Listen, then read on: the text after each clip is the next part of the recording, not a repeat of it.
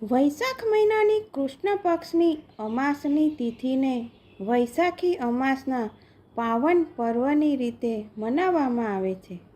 વૈશાખી અમાસના દિવસે પવિત્ર નદીઓમાં સ્નાન કરવામાં આવે છે અને પિતૃઓની પૂજા કરવામાં આવે છે.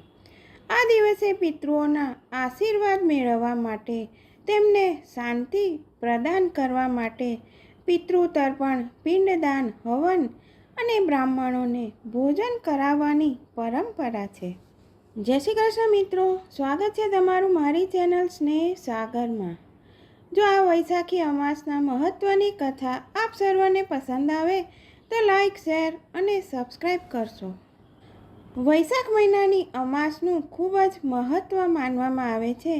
અમાસના દિવસે પિતૃઓને સુખ અને શાંતિ માટે પવિત્ર નદીઓમાં સ્નાન કરીને સાથે જ પિતૃ તર્પણ, દાન, પુણ્ય અને વ્રત કરવામાં આવે છે.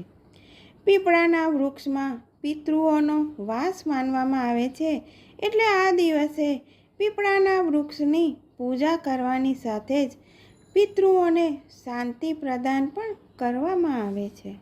માનવામાં આવે છે કે વૈશાખ મહિનાની અમાસના દિવસે વહેતા પાણીમાં તલને પ્રવાહિત કરવાથી જીવનમાં સુખ અને શાંતિ આવે છે. આ દિવસે સૂર્યદેવને અર્ઘ્ય પણ આપવાનું શુભ માનવામાં આવે છે.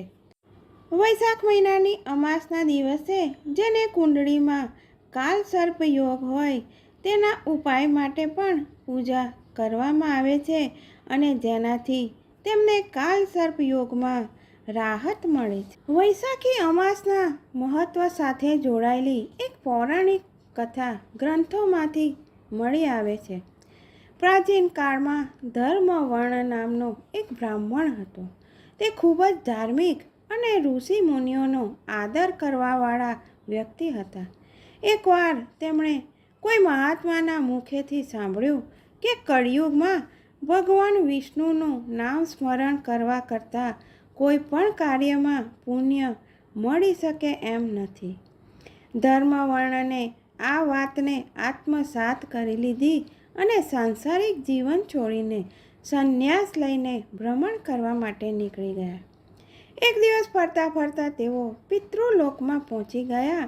ત્યાં ધર્મવર્ણએ પોતાના પિતૃઓને ખૂબ જ કષ્ટમાં જોયા. પિતૃઓએ તેમને બતાવ્યું કે તેમની આ હાલત તેમના સંન્યાસ લેવાના કારણે થઈ છે, કારણ કે હવે તેમના માટે પિંડદાન કરવાવાળું કોઈ બચ્યું નથી.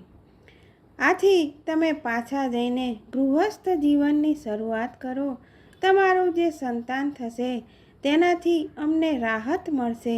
સાથે જ વૈશાખી અમાસના દિવસે વિધિ વિધાનથી પિંડદાન કરજો.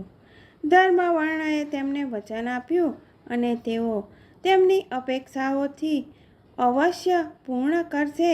અને ત્યારબાદ ધર્મવર્ણએ સંન્યાસી જીવન છોડીને ફરીથી સાંસારિક જીવન અપનાવ્યું અને વૈશાખી અમાસના દિવસે વિધિ વિધાનથી પિંડદાન કરીને તેમના પિતૃઓને તેમણે મુક્તિ અપાવી. કહેવામાં આવે છે કે આ દિવસે પિતૃઓના નિમિત્તે જે પણ ઉપાય કરવામાં આવે, દાન, પુણ્ય વગેરે કરવામાં આવે, તેનાથી તેઓ તૃપ્ત થઈને આપણા પૂર્વજો આપણી સમસ્ત મનોકામના પૂર્ણ કરે છે અને આપણને આશીર્વાદ આપે છે. સંધ્યા સમયે ઘરમાં સરસવના તેલનો એક દીવો અવશ્ય પ્રગટાવવો જોઈએ. ધાર્મિક માન્યતાઓ અનુસાર આ જ મહિનાથી ત્રેતા યુગનો આરંભ પણ થયો હતો. એટલે વૈશાખી અમાસનું ધાર્મિક મહત્ત્વ વધારે વધી જાય છે. દક્ષિણ ભારતમાં આ દિવસે શનિ જયંતિ મનાવવામાં આવે છે. જય શ્રી કૃષ્ણ મિત્રો, ફરી મળીશું આવી અવનવી અને નવીનતમ માહિતી સાથે.